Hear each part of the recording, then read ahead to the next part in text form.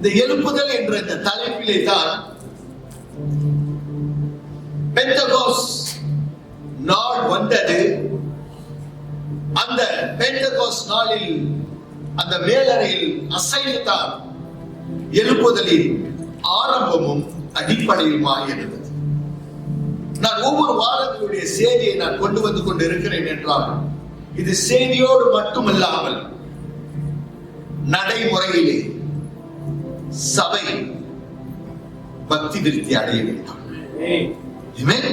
ஏதோ உங்களுக்கு காது குளிர ஒரு செய்தியை நான் கொடுத்து கொண்டு வர கிடையாது. ஒவ்வொரு வாரமும் நான் செய்தி கர்த்தருடைய வார்த்தையை நான் பிரசங்கித்துக் கொண்டு வருகிறேன் என்றால் ஒரு அசைவை எதிர்பார்க்கிறேன், ஒரு மாற்றத்தை எதிர்பார்க்கிறேன், ஒரு மறுரூபத்தை எதிர்பார்க்கிறேன். There must be a transformation. There must be a change. There must be a new atmosphere. ஒரு புதிய அசைவு, ஒரு புதிய சுவாசத்துக்குள்ளே நாம் நுழையக்கூடிய ஒரு காரியத்தை தான் நான் வைத்து உங்கள் மத்தியில் இந்த செய்திகளை கொடுத்துக் கொண்டு வருகிறேன். காரணம் என்னவென்றால் போன வாரம் தகப்பனார் தினம் இருந்த பொழுதிலும் என்னுடைய செய்தியின் தலைப்பு when fathers return to the upper room என்று, தகப்பனார்கள் மீண்டும் மேலறைக்கு திரும்பும் பொழுது என்ற தலைப்பிலே நான் உங்களுக்கு செய்தியை கொண்டு வந்தேன். இன்றைக்கும் என்னுடைய செய்தியின் தலைப்பு my prime heading is when the fire comes down. அக்கினி இறங்கிய பொழுது என்ற இந்த தலைப்பிலே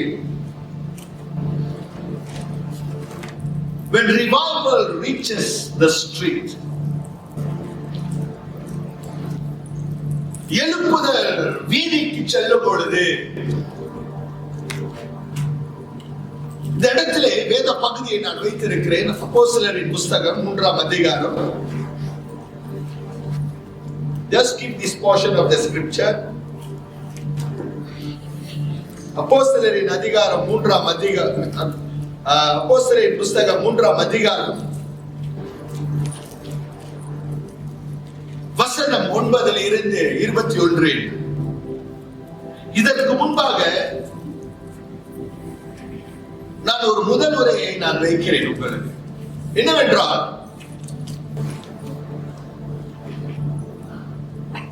மேலறை எண்ணக்கூடிய இந்த இடத்தில் நடந்த ஒரு அசைவு, மேலறையில் நடந்த ஒரு அசைவு தான் சீஷர்கள் ஒருமனப்பட்டு அவர்கள் காத்திருந்தார்கள்.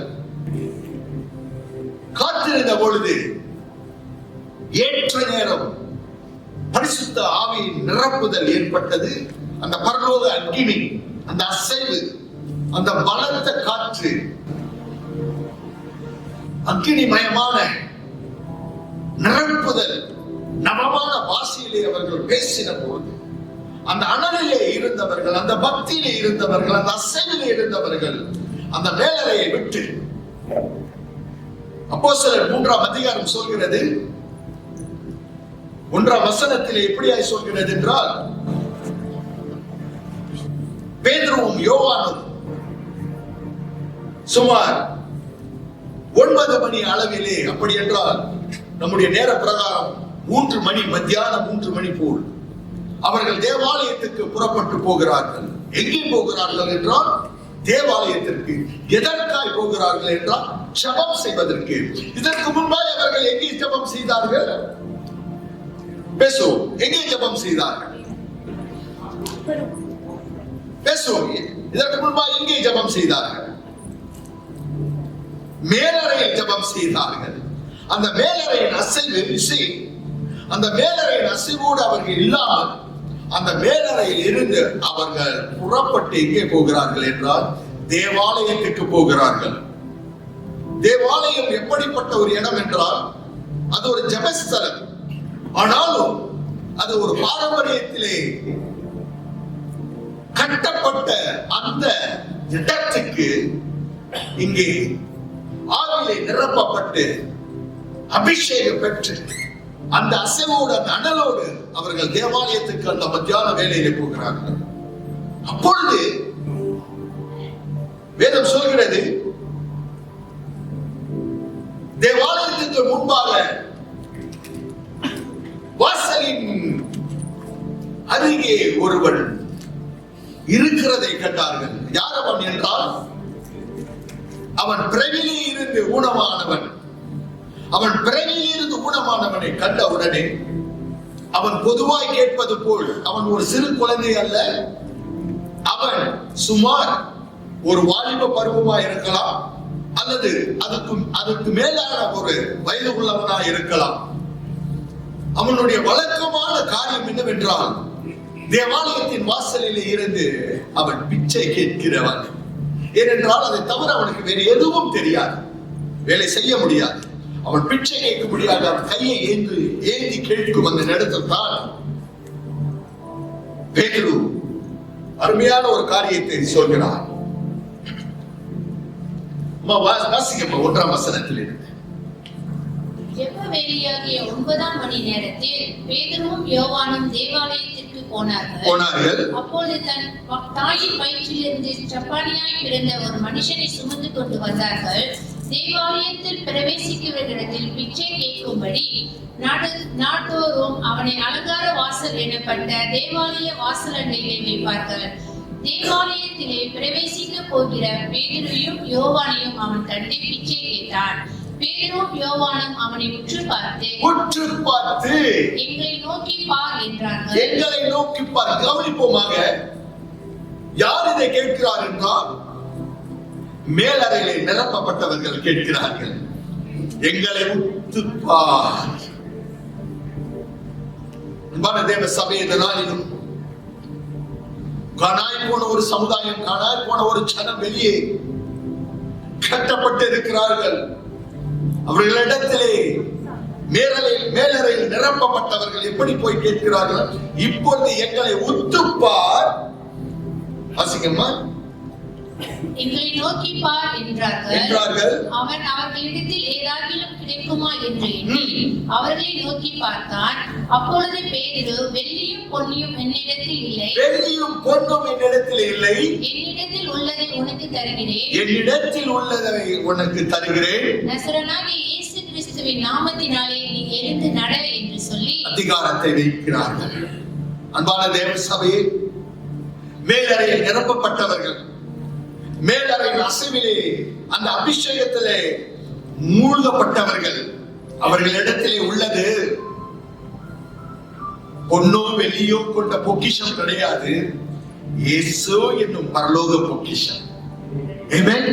அன்பான தேவ சபை, இன்றைக்கு நமக்கு இருக்கும் ஒரு தெய்வீக பொக்கிஷம் யார் என்றால், கர்த்தராகிய இயேசு கிறிஸ்து. அப்பொழுது அவர் சொல்லும் பொழுது என்ன நடக்கிறது? வாசிப்போம். வலது கையினாலே அவனை பிடித்து, இப்பொழுது நடக்கும் ஒரு காரியத்தை கவனிப்போம். வலது கையினாலே அவனை பிடித்து தூக்கி விட்டான். அவனை பிடித்து தூக்கி விட்டு உடனே அவனுடைய கால்களும் கரடுகளும் பலன் கொண்டது. ஹல்லேலூயா. அன்பான தேவ சபையே, இன்றைக்கு கர்த்தர் ஏன் சபையை, ஏன் உங்களையும் என்னை இங்கே வைத்திருக்கிறார் என்றால், ஊனமாய் இருக்கும் அநேகரை தூக்கி எடுப்பதற்காக கர்த்தர் வைத்திருக்கிறார். ஹல்லேலூயா. எப்பொழுது அது நடக்கும் என்றால், நாம் இயேசு கிறிஸ்து என்னும் இந்த நாமத்தின் மேல் அதிகாரம் கொள்ள வேண்டும். இயேசு கிறிஸ்து என்னும் இந்த வல்லமையான நாமத்தை நாம் உச்சரிக்க வேண்டும், அறிவிக்க வேண்டும், அறிக்கை செய்ய வேண்டும். அந்த நாமத்தின் வல்லமையை நாம் விசுவாசிக்க வேண்டும். ஆமென். அந்த காரியம் நடக்கும் பொழுது, அவர்கள் தூக்கி எடுத்து நிறுத்தும் பொழுது என்ன நடக்கிறது என்றால், part by part, it goes part by part. முதல் காரியம் என்ன நடக்கிறது? When he lifted him up, immediately the first day was the feet. அடிப்படை உறுதிப்படப்படுகிறது. சபையின் நாளிலும் அநேகர் சுகம் பெறாமல், அநேகர் விடுதலை பெறாமல், அநேகர் இயேசுவை அறியாமல் இருப்பதற்கு காரணம் அடிப்படை சரியா இல்லாதபடியா. The feet represent the foundation. Amen. முதல் காரியம் அடிப்படை சரியா இருக்க வேண்டும். ஒரு வேகத்திலே கிறிஸ்துவனாய் ஏற்றுக்கொண்டும், ஒரு வேகத்திலே நான் ரட்சிக்கப்பட்டேன் என்று, ஒரு வேகத்திலே ஞானஸ்தானம் எடுத்து, ஒரு வேகத்திலே என்று சொல்லக்கூடியவர்களுக்கு அடிப்படை இல்லாமல் இருக்கிறது. முதல் காரியம், why I'm going to go to this for the first before I come to my main message. முதல் காரியம், his feet was strengthened. இரண்டாவது, the second part is ankle bone. அவருடைய அடிப்படை மட்டுமல்லாமல் அவருடைய அம்மா தமிழ் எப்படி மாறுங்க? கரடுகள். his ankle bones, அவருடைய joints உறுதிப்படுத்தப்படுகிறது. that means every part of his bones started to என்ன நடக்கிறது என்றால் புது இங்கிலீஷ் பைபிள் போட்டிருக்கிறது, the ankle bones receive strength. இதுவரை பலன் இல்லாமல் இருந்தவனை தேவனுடைய பலம், தேவனுடைய நாமம், இயேசு நசரேயனின் இயேசு கிறிஸ்துவின் நாமம் அவனுக்கு ஒரு பலத்தை கொடுக்கிறது. நம்ம தமிழ் பைபிள் எப்படி போட்டிருக்குமா? receive strength. தமிழ்லமா பலன் கொண்டு. இது ஒரு புது காரியம் நடக்கிறது. இதுவரைக்கும் இந்த அற்புதம் எங்கே நடந்தது என்றால் இயேசு கிறிஸ்து இருக்கும்போது நடந்தது, அவர் மூலமாய் நடந்தது. ஆனால் அவர் எடுத்துக்கொள்ளப்பட்ட பிறகு நடந்த முதல் அற்புதம் இதுதான். எப்பொழுது நடக்கிறது என்றால் இவர்கள் மேலறையில் இருக்கும் வரை நடக்க கிடையாது. மேலறையை விட்டு அவர்கள் புறப்படும் பொழுது, மேலறையை விட்டு அவர்கள் வெளியே ஆகும் பொழுது, மேலறையை விட்டு அவர்கள் வெளியே செல்லும் பொழுது, என்னுடைய பிரசங்கத்தின் தலைப்பு when revival reaches the street. இவன் எங்கே இருக்கிறான்? வீதியிலே இருக்கிறான்.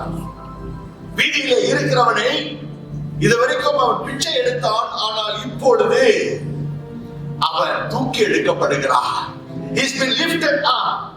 இதுவரைக்கும் அவன் பொண்ணோ வெள்ளி யாரோ ஏதோ கொடுப்பார்களா என்று நம்பிக்கொண்டிருந்த அந்த வாழ்க்கையிலே ஒரு திசை மாற்றம் ஏற்படுகிறது. தேவ சபையே, இன்றைக்கும் ஆண்டவர் அநேகருடைய ஆவிக்குரிய ஊனத்தில் இருந்து உங்களை திசை மாற்றி போகிறார். ஹல்லேலூயா. ஒரு திசை மாற்றம், a transformation is going to take place, church. ஒரு புதிய அசைவு ஏற்பட போகிறது. எப்பொழுது? எழுப்பதிலே அக்கினி எரியும் பொழுது, எழுப்பதிலே அக்கினிக்குள்ளே நாம் எழும்பும் பொழுது.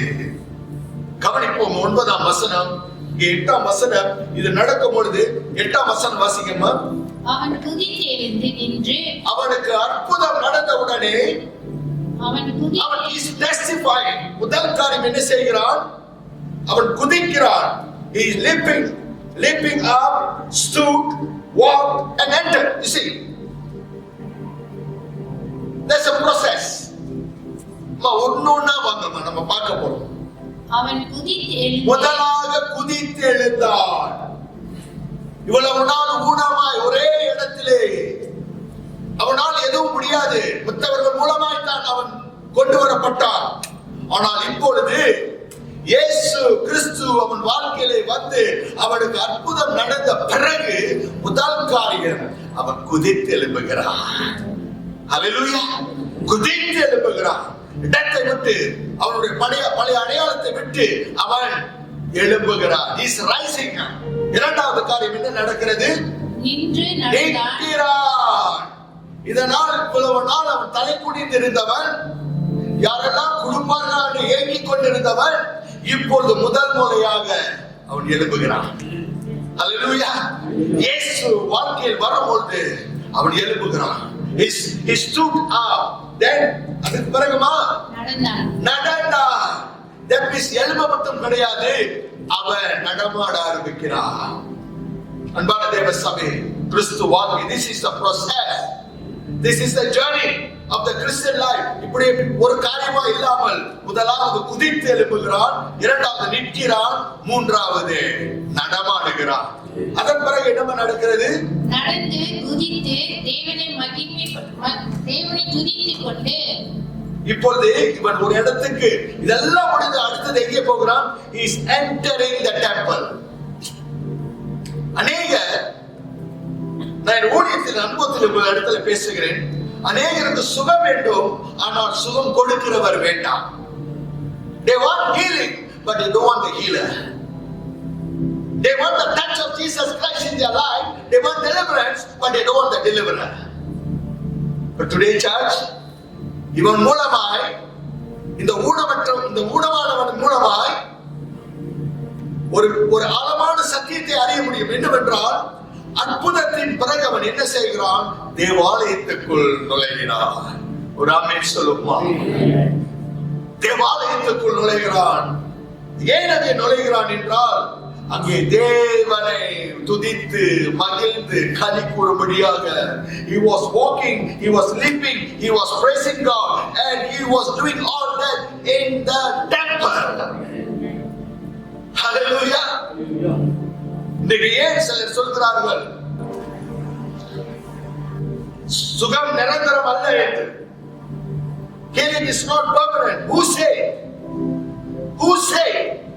If truly the Lord Jesus has touched you, healing is permanent. Amen. Hallelujah. I am a testimony before you.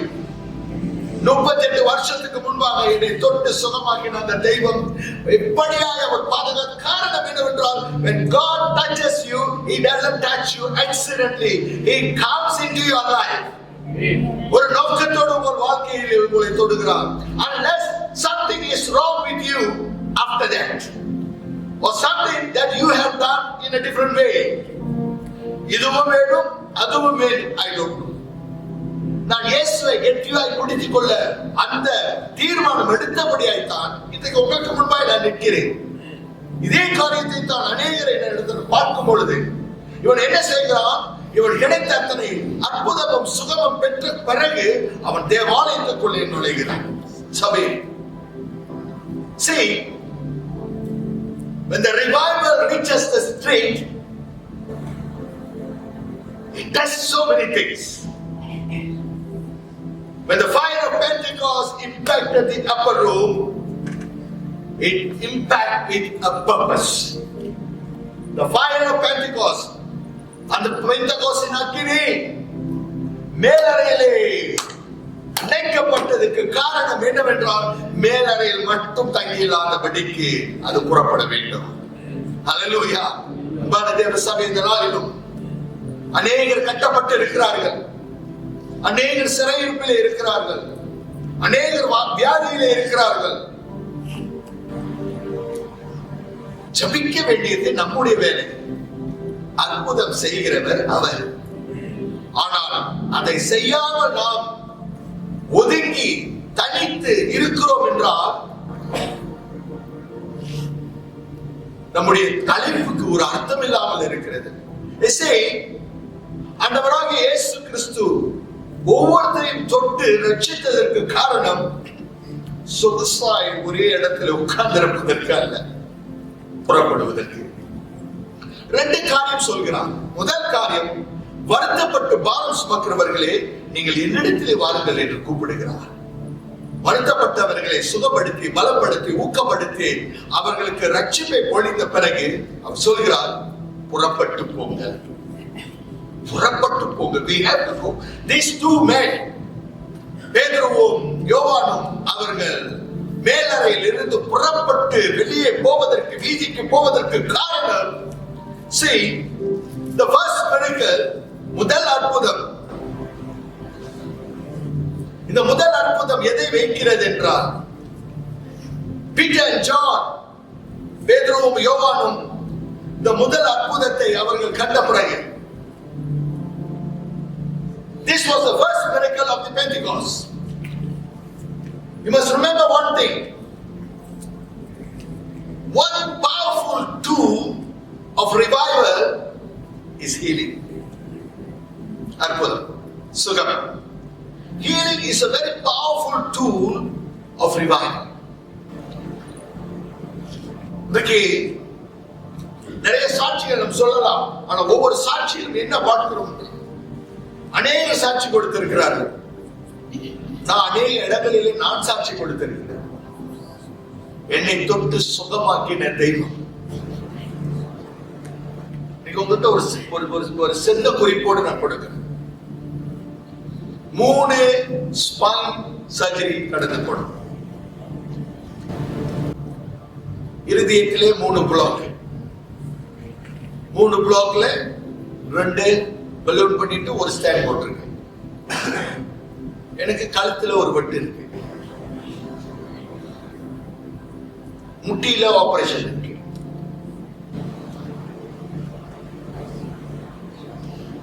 இத்தனை பலவீனத்திலும் உங்களுக்கு முன்பாய் நிற்க கர்த்தர் எனக்கு பலனாக இருக்கிறார். நான் வீல் சேர்ல இருக்க வேண்டும். சர்வைக்கல் C2 ல இருந்து C6 வரைக்கும் டிஸ்லோகேஷன், பஸ் அடிச்ச பிறகு உயிராய் இருப்பனான்னு தெரியாது.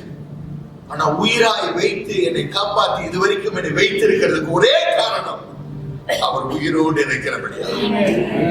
என்னை காப்பாற்றின தெய்வம் எத்தனை பேர் இந்த இடத்துல இருக்கிறவர்களை உங்களை காப்பாற்றி இருக்கிறார். Healing is a very powerful tool. That's the reason healing is a platform of revival. அவர்களுக்காக ஏன் இதை ஜெபிக்க சொல்றேன்? I believe in the power of prayer. I believe in miracles. When the church pray, when we pray, something is moving in the heavens. பரலோகம் ஒரு அசைவுக்குள்ளே கொண்டு வருகிறது. கவனிப்போம். Revival always moves with evidence. எழுப்புதல் எப்பொழுதுமே என்னவா ஒரு ஆதாரத்தோடு நமக்கு அருளுகிறது. என்னுடைய வாழ்க்கையில் நடந்த சுகத்தை போல எத்தனையோ பேருக்கு கர்த்தர் சுகம் கொடுத்திருக்கிறார். I believe there are so many of you got testimonies. In near future, ஆராதனையின் போது ஒரு short testimony. I want people to testify to glorify Jesus. Amen.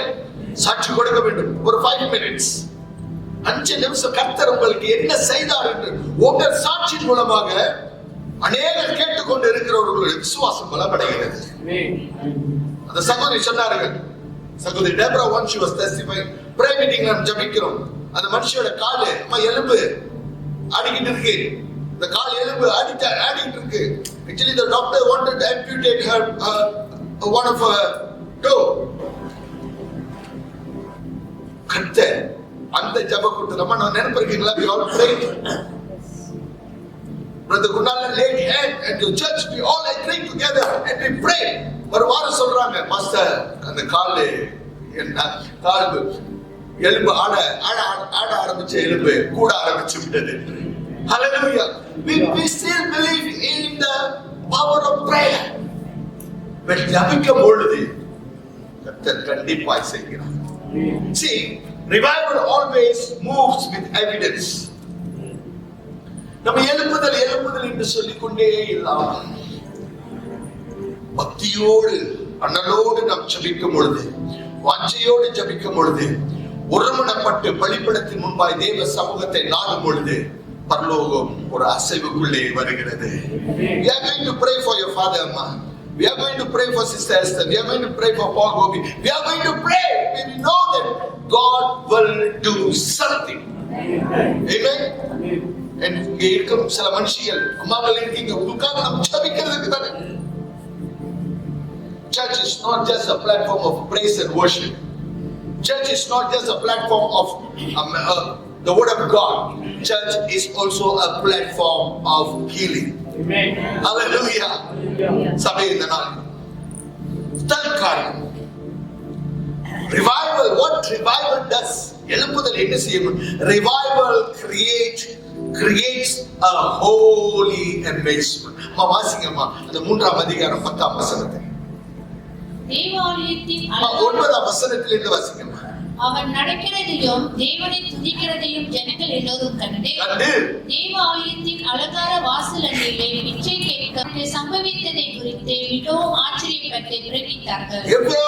எல்லோரும் ஆச்சரியப்பட்டு பிரமித்தார்கள். See, revival creates a holy amazement.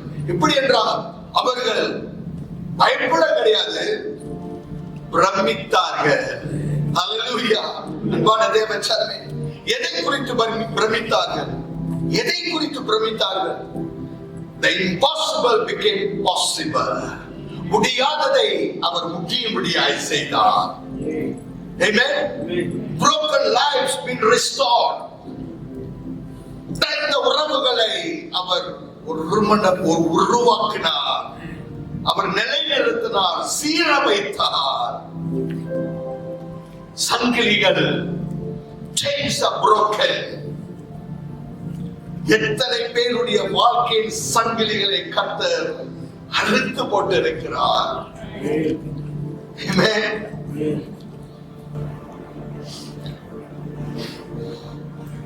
ஒரு மனுஷி பல வருஷங்களாக ஒரு பொல்லாத பிசாசினாலே வஞ்சிக்கப்பட்டு அந்த பிசாசு அந்த மனுஷியை பிடித்து உருக்கி வைத்து மரண தருவாய்க்குள்ளே கொண்டு போய் கொண்டிருக்கிற வேளையில் ஒரு எழுப்புதல் கூட்டத்துக்கு அந்த மனுஷியை கொண்டு வரும் பொழுது வாசலுக்குள் நுழைய விடப்பட மாட்டான். விடாதபடிக்கு பிசாசு அந்த மனுஷியை வாசலுக்குள்ளே நுழைய விட மாட்டேன். கஷ்டப்பட்ட அந்த மனுஷி வந்து இருக்கிறது. ஜபத்துக்கு வரும் பொழுது சங்கிலி அறுக்கப்பட்ட பொழுது she was vomiting. அந்த வாந்தி நாட்டம் துர்நாற்றம். ஊழியக்காரன் வைத்து கரம் வைத்து ஜபிக்கிறோம் வாந்தி மேல. பிறகு அந்த மனுஷின் முகத்திலே ஒரு தெளிவு. எழுப்புதல் சங்கிலிகளை அறுத்து போடும். இயேசு என்னும் தெய்வத்தின் நாமத்திலே சங்கிலிகளை அறுத்து போடும். Testimonies multiplies. சாட்சி கொடுக்கிறார்கள். சாட்சி கொடுப்பதற்கு காரணம் என்னவென்றால் ஆண்டவர் இயேசு கிறிஸ்து என் வாழ்க்கையிலே பெரிய அற்புதம் செய்திருக்கிறார். எத்தனை பேர் தற்கொலை செய்யக்கூடியவர்கள் இந்த இரவு நான் தற்கொலை செய்ய போகிறேன் என்று தீர்மானம் எடுத்த எத்தனை பேர் வாழ்க்கையிலே கர்த்தர் அவர்களை சந்தித்திருக்கிறார். ஆமென். அன்பான தேவ சபையே, when revival comes, என்ன நடக்கும் என்றால் impossible become possible. முடியாததை முடியும்படியாய் செய்கிறவர். broken lives are restored. கணவன் விவாகரத்து கொடுத்து விட்டான். first attempt எனக்கு இந்த மனைவி வேண்டாம். second attempt வேண்டாம். third attempt முடிஞ்சதோடு the JPN will sign and கொடுத்து விடுவார்கள். இனி கணவன் கிடையாது, மனைவி கிடையாது, நீங்க இருவரும் நீங்கள் தனிப்பட்டவர்கள் என்று அந்த ஒரு வாரம் நடக்கிறது. கணவனும் கிறிஸ்துவன், மனைவியும் கிறிஸ்துவன். ஆனால் மனைவி ஜபிக்கிறார், கண்ணீரோடு ஜபிக்கிறார், மனம் கசந்து ஜபிக்கிறார்.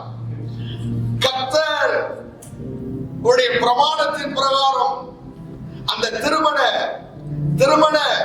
அந்த பிரமாணத்தை வைத்து the marriage covenant she prayed as both may join together that no man can separate you. ஆண்டவரே, இந்த வசனத்தின் பிரகாரம் நான் ஜெபிக்கிறேன் என்று இந்த மனுஷன் ஜெபிக்கிறார். கணவனுக்கு மனைவி வேண்டாம், எனக்கு வேண்டவே வேண்டாம். ஏனென்றால் வேற ஒண்ணு இருக்கு. வேற ஒண்ணு வந்ததுனால தான் அநேக புருஷரிங்க மனைவி வேண்டாம் என்று சொல்கிறாங்க. அவங்க பின்னால செக் பண்ணணும், எங்கேயோ பின்னால ஒரு பேய் சுத்திக்கிட்டு இருக்கு. அதான் கதை. என்ன நடந்தது? அந்த ஒரு வாரத்தில் ஒரு பயங்கரமான காரியம் நடந்தது. இந்த மனைவியின் ஜபத்தை பரலோகம் கேட்டது. பரலோகத்தின் இடி வந்து விழுந்தது. மூஞ்சி முகர தேஞ்சி ஒட்டஞ்சு மனைவி காலில் வந்து தொப்புன்னு வந்து உழுவுறான். உழு வைப்பாரு கர்த்தர், உழு வைப்பாரு. தூக்கிறதுக்கு முன்னால கர்த்தர் உழு வைப்பாரு. காரணம் என்ன? உறவுகளை கர்த்தர் இணைக்கிறார். பிரிந்த காரியங்களை கர்த்தர் சேர்க்கிறார். சங்கதிகளை அறுக்கிறார். சாட்சிகளை கர்த்தர் பெருக செய்கிறார். இரண்டாவது காரியம், revival always points people to Jesus. Can we say amen? எழுப்புதல் எப்பொழுதுமே தன் பெருமைக்கு அல்ல, அது இயேசுவை உயர்த்தும். ஹல்லேலூயா. வாசிப்போமா? 12ஆம் வசனத்தை வாசிக்க. பேதுரு அதை கண்டு 11வது வசனத்திலிருந்து வாசிக்கமா.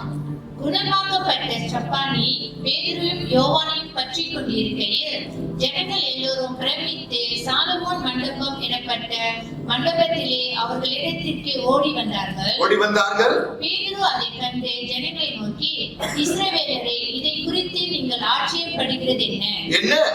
நாங்கள் எங்கள் சுயதீனத்திலாவது எங்கள் சுய பக்தினாலாவது இவனை நடக்க பண்ணினோம் என்று நீங்கள் எங்களை நோக்கி பார்க்கிறது என்ன?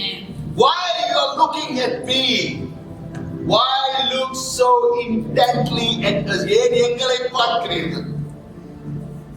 கவனிப்போமாக இந்த நாளில் ஒரு சில காரியங்களை நான் உங்களை மத்தியிலே சொல்ல விருப்பமாக இருக்கேன். சில ஊழியக்காரர்கள் தற்பெருமை கொள்கிறார்கள். நான் தான் அதை செஞ்சேன், நான் தான் இதை செஞ்சேன், நான் தான். எப்போது நான் என்று வருகிறதோ அப்பொழுதே பிசாசு வந்து உட்கார்ந்து விட்டான் என்று அர்த்தம். பெருமை என்னும் எருமை வந்து உட்கார்ந்து விட்டது என்று அர்த்தம். ஒவ்வொரு அற்புதத்திலும் ரட்சகர் இயேசு கிறிஸ்துவின் நாமம் மகிமைப்பட வேண்டும். It's a revival magnifies Jesus. Can we say amen? Revival, எழுப்புதல் எப்பொழுதுமே இயேசு கிறிஸ்துவை மகிமைப்படுத்த வேண்டும், அவரை கனப்படுத்த வேண்டும். எந்த இடத்திலும் Peter directs them to Jesus. He directed to Christ. அவர் செய்தார். Revival magnifies Jesus. இந்த முதல் அற்புதத்தின் மூலமாக எந்த இடத்திலும் பேதுருவும் யோவானும் அதை அவர்கள் சுமந்து ஏற்றுக்கொள்ளாதபடிக்கு கர்த்தர். சில இடங்களில் எப்படி பேசுகிறார்கள்? எங்க சபையில தான் அவங்களுக்கு சுகம் கிடைச்சிச்சு, எங்க சபையில தான் அவங்க ரட்சிக்கப்பட்டாங்க. உங்களை ரட்சித்தது இயேசு கிறிஸ்து, உங்களுக்கு சுகம் கொடுத்தது இயேசு கிறிஸ்து. சபை வந்து ஒரு லேபிள், அவ்வளவுதான். லேபிளை கிழிச்சிட்டு அந்த லேபிளுக்கு அர்த்தமே இல்லாமல் போய்விடும். ஆகையால் எல்லா பெருமை புகழ் அத்தனையும் இயேசு கிறிஸ்துவுக்கு சொல்ல வேண்டும். மூன்றாவது காரியம், ரிவைவல் கான்ஃபரன்ஸ் ஹார்ட்ஸ். எழுப்புதல் என்ன செய்கிறது? இருதயங்களுக்கு அது ஒரு குற்ற உணர்வை கொண்டு வருகிறது. 14ஆம் வசனத்தை வாசிங்கம்மா. பரிசுத்தமும் நீதியும் உள்ளவரை நீங்கள் மறுதலித்து, பரிசுத்தமும் நீதியும் உள்ளவரை நீங்கள் மறுதலித்தீர்கள் என்று பேதுரு யார் இடத்துல பேசுகிறார்? கூட்டத்திலே இருந்த பரிசேயர்கள் இடத்துல பேசுகிறார், யூதர்கள் இடத்துல பேசுகிறார், அங்கே உள்ள ஜனங்கள் இடத்துல பேசுகிறார். வாசிங்கம்மா.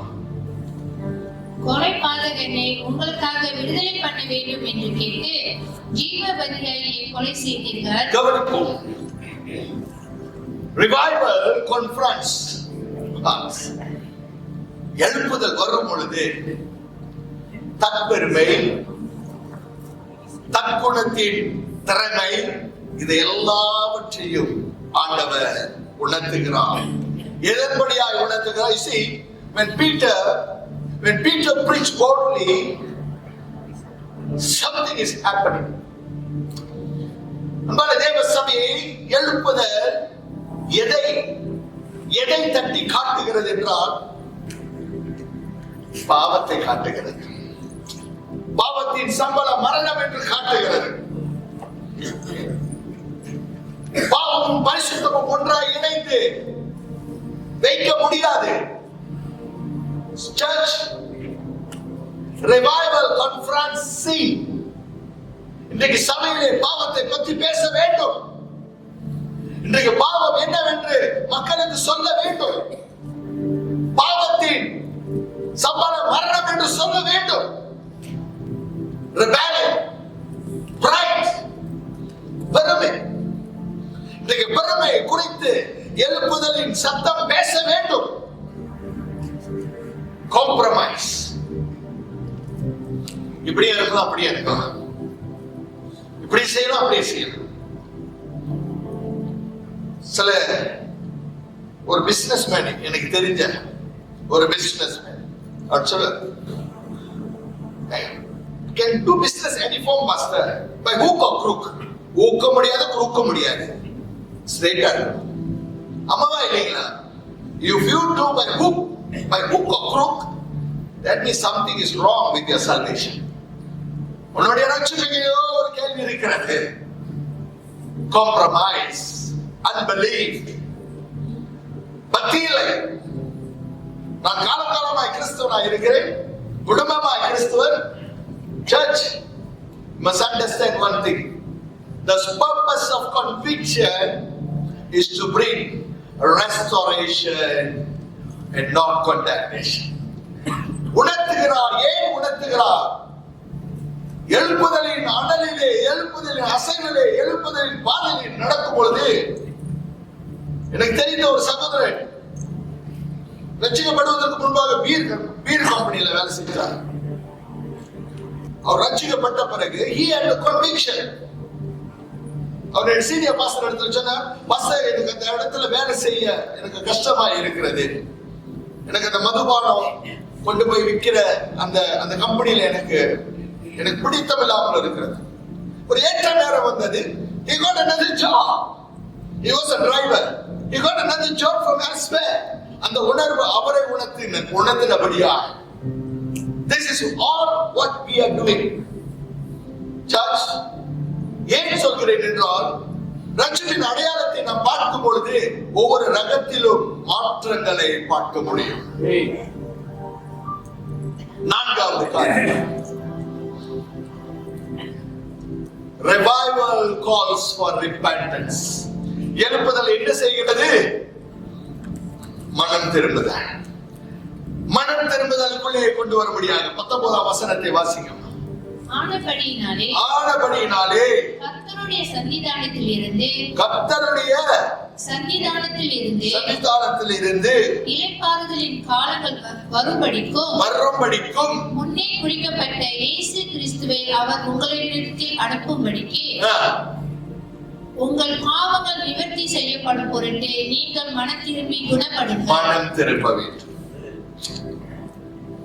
இந்த நாளில் ஏன் இந்த காரியத்தை நான் வைத்து நான் பேசுகிறேன் என்றால்,